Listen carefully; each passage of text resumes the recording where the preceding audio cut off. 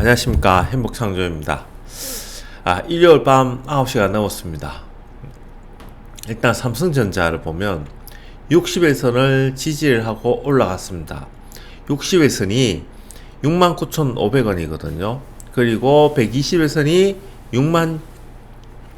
65,955원, 66,000원 잡고, 그래서 이번에 금요일날 이 움직임을 보면 신호를 보내준 것 같아요. 삼성전자를 한 66,000원 한번 보내려고 시도를 하지 않을까. 즉 60일선 한번 깨보려고 노력 한번 할 것 같아요. 그러니까 지금 상황의 움직임을, 외국인들의 움직임을 보면 400만 주를 지금 패고 있거든요. 지금 그래서 보통 이렇게 나오는 경우에는 크게 한번 움직임을 주는 경우가 종종 있습니다. 그렇다고 이것이 뭐 하방으로 간다 그렇지는 않아요. 왜냐하면 순매수 상세를 보면 지금 7월 21일 현재 1억 8,500만 주를 가지고 있거든요. 여기 보시면 1월 달에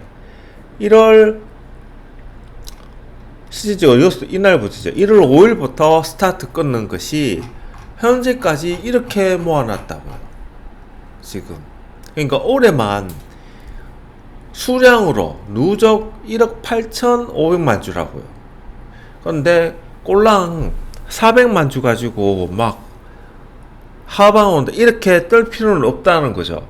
단 문제가 뭐냐면 투자자 포지션의 누적을 보면 여전히 콜 쪽은 337에서 352까지의 이 매도 금액이 크다는 거죠.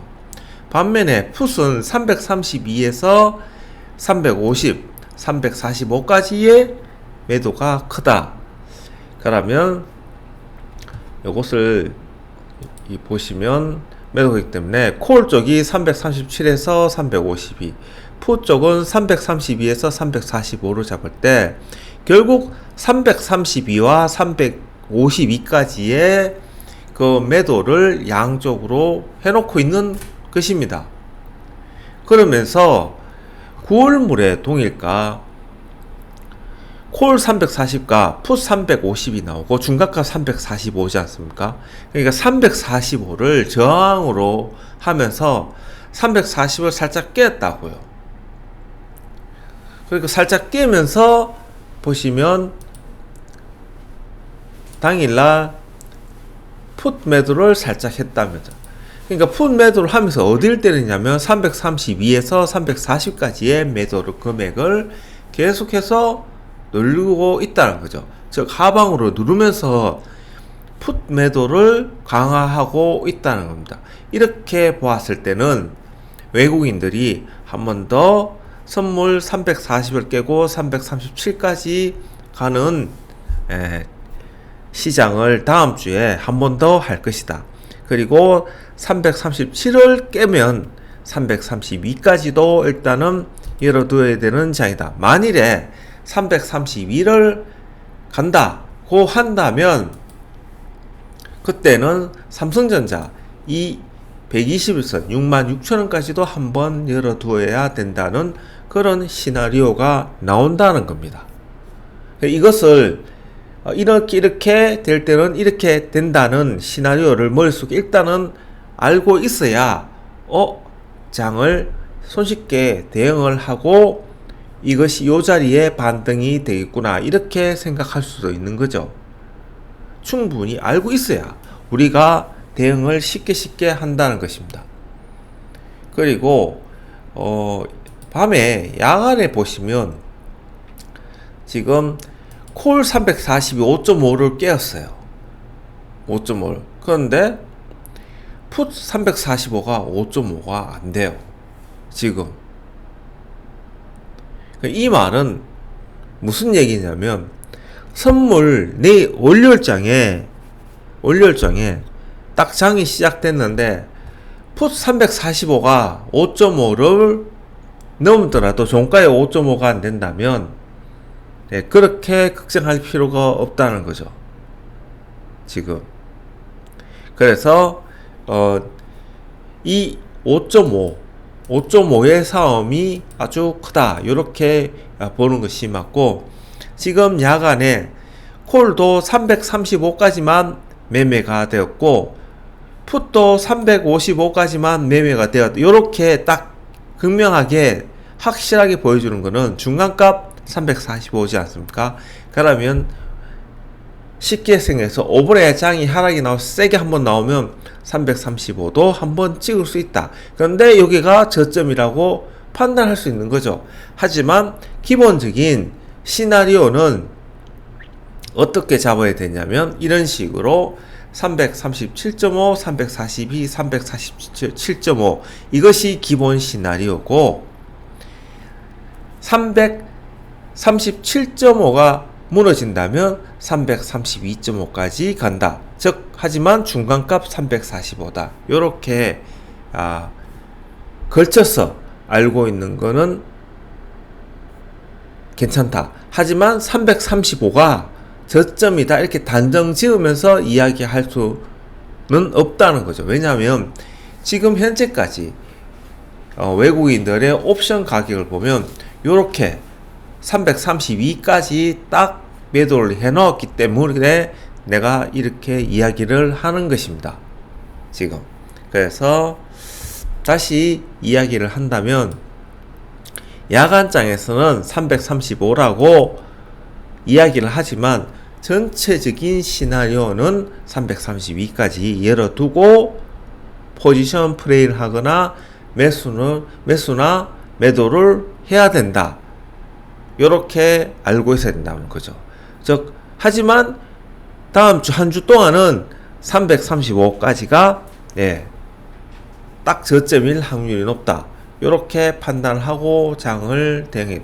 하지만 이것은 월요일 밤에 야간장에 또 어떻게 변할지는 모른다는 거죠. 하지만 전체적으로 기본 시나리오 안에서 움직인다는 것만은 알고 계셔야, 그 안에서 이렇게 변한다.